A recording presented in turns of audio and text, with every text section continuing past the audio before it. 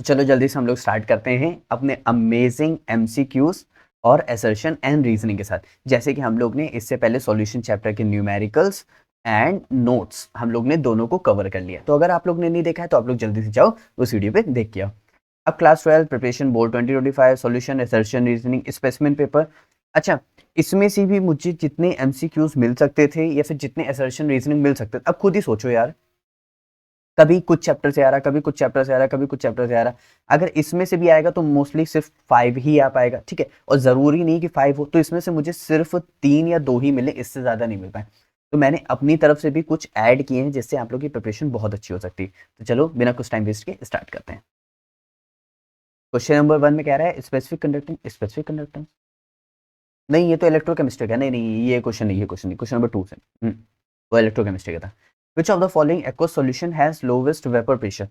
Lowest vapour pressure, इसका मतलब vapour pressure अगर लोवेस्ट होगा तो बॉइलिंग पॉइंट हाई होगा, सिंपल सी बात है। अच्छा, लोवरिंग इन वेपर प्रेशर, इसका मतलब ये कॉलिगेटिव प्रॉपर्टी है।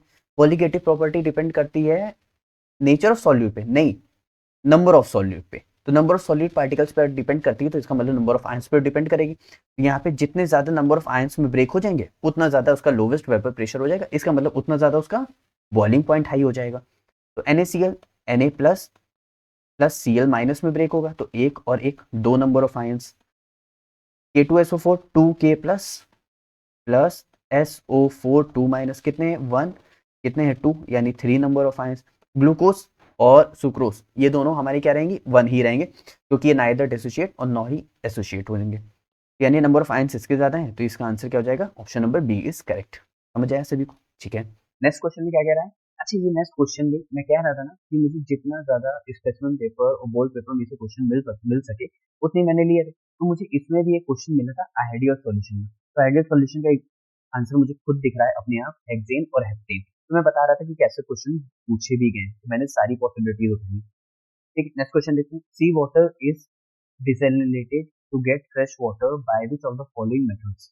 ठीक है, अब इसका मतलब क्या है यहाँ पे क्या है, सी वाटर जो है वो डिसैलिनेटेड।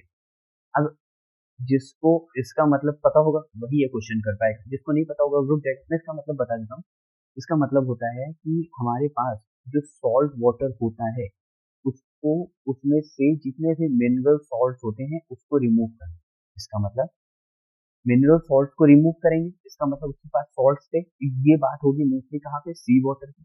अब सी वाटर में से जितने भी अगर हम लोग सॉल्ट है उसको रिमूव करके हम क्या बनाएंगे, फ्रेश वाटर। ठीक है, इसका मतलब फ्रेश वाटर से सी वाटर तक जाना वो तो ऐसे रेगुलर जाता है, तो इसका मतलब हमारे पास क्या होता रहेगा, ऑस्मोसिस होता रहेगा। लेकिन अगर इसी का जस्ट उल्टा हम लोग करेंगे, सी वाटर से फ्रेश वाटर बनाएंगे, इसका मतलब क्या हो जाएगा, रिवर्स हो जाएगा। इसका मतलब यहाँ पे क्या हो जाएगा, रिवर्स ऑस्मोसिस हो जाएगा।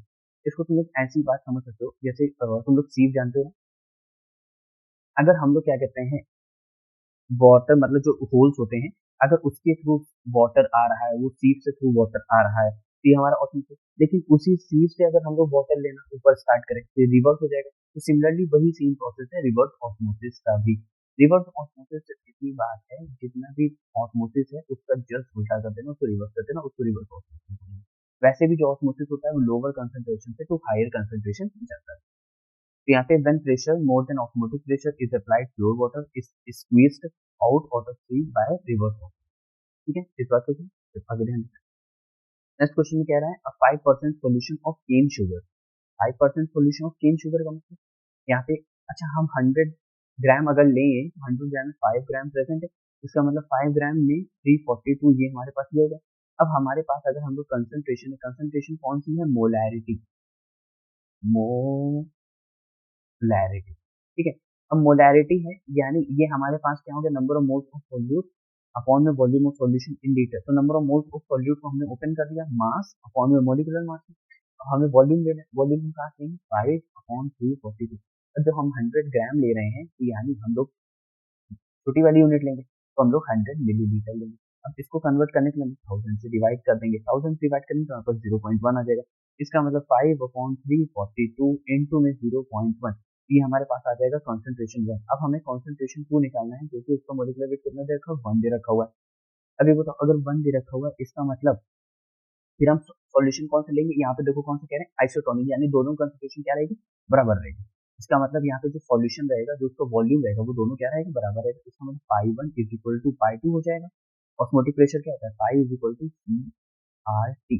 अब आर भी सेम रहेगा, टी भी सेम रहेगा, तो ये कैंसिल हो जाएगा, तो C one is equal to C two हो जाएगा। सी वन हम लोग ने फाइंड कर लिया है कितना, 5/342 इंटू में 0.1, ये हमारे पास आ जाएगा सी वन, यहाँ नोट कर देंगे। अब सी टू कैसे निकालेंगे, तो 1% अपॉन में हम लोग वॉल्यूम का मॉलिक्यूलर मास, हमें वही तो नहीं पता है क्योंकि उसका मास दिया गया, और अपॉन में क्या आ जाएगा, मतलब उसके बगल में क्या आ जाएगा, वॉल्यूम कितना आ जाएगा, 0.1 लीटर। क्लियर है सभी को, चीज क्लियर है, क्योंकि वॉल्यूम कितना था हमारे पास, 0.1 लीटर, जो 100 ml अपॉन हो जाएगा। यहाँ से कितना आ जाएगा, 0.1 आ जाएगा, तो 1 अपॉन मॉलिक्यूलर मास इंटू में 0.1, यहाँ से हमारी कितनी आ जाएगी, मॉलिक्यूलर मतलब मॉलिक्यूलर वेट आ जाएगा, यानी मॉलिक्यूलर मास आ जाएगा, एक सब्सटेंस हमारे पास आ जाएगा। तो आप लोग फाइंड करके मुझे बताना आप लोग का आंसर कितना आ रहा है। नेक्स्ट क्वेश्चन देखिए। अब यहाँ पे कह रहे हैं 2 gram of sugar is added to 1 litre of water to give sugar solution, ठीक है, what is the effect of addition and boiling point, freezing point.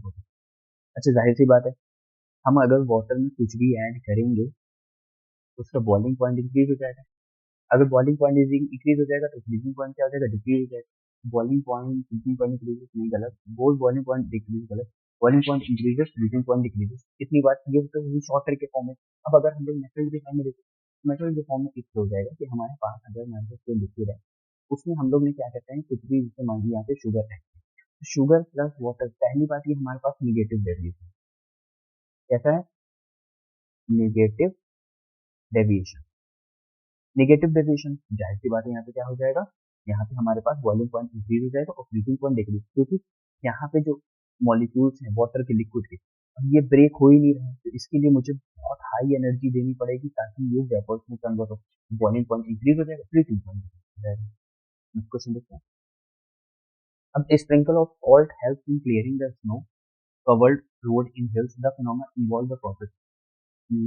अच्छा, depression in freezing point, depression freezing point हमारी क्या है, colligative property, ठीक है, और यही प्रॉपर्टी है जो कि क्या कहते हैं, स्प्रिंकल ऑफ सॉल्ट, यानी स्नो को क्लियर करने में मदद करती है।